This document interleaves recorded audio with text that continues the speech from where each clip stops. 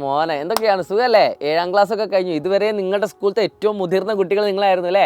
UP സ്കൂളിൽ എത്തി 7ാം class എന്നൊക്കെ ഭയങ്കര പ്രൗഡിയാണ്. 5ാം ക്ലാസ്സിലെ കുട്ടികളൊക്കെ കാണും, ഞാൻ 7ാം ക്ലാസ് ആടോ എന്നൊക്കെ പറയുമ്പോൾ അല്ലേ ഒരു സുഖമായിരുന്നു. പക്ഷേ ഇപ്പോൾ ഇനി നിങ്ങൾ ഹൈസ്കൂളിലേക്ക് കടക്കാൻ പോവുകയാണ്. അപ്പോൾ അതിൻ്റേതായ സിലബസിലെ ചേഞ്ചുകളൊക്കെ ഉണ്ടാവും അല്ലേ?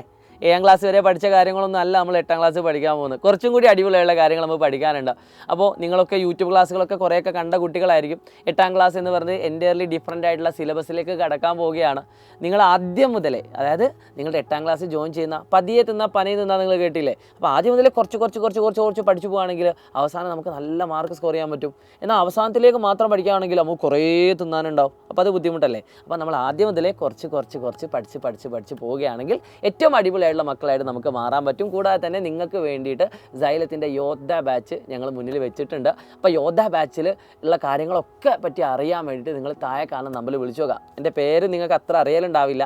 എൻ്റെ പേര് ഷാഹിദ് റംസാൻ ആണ്, മാത്സ് ഫാക്കൽറ്റിയാണ്. അപ്പോൾ നിങ്ങൾ നിങ്ങളുടെ ഫ്രണ്ട്സിനോടൊക്കെ പറയുക സൈലത്തിൽ യോദ്ധ ബാച്ച് ഉണ്ട്, യോദ്ധ ബാച്ചിൽ ജോയിൻ ചെയ്യാൻ പറയുക. അപ്പോൾ എല്ലാ ഫ്രണ്ട്സും നമ്മുടെ യോദ്ധ ബാച്ചിലേക്ക് വരണം. നമുക്ക് ആപ്പ് ലൈവിലും പബ്ലിക് ലൈവിലും ഒക്കെ കാണേണ്ടതുണ്ട്.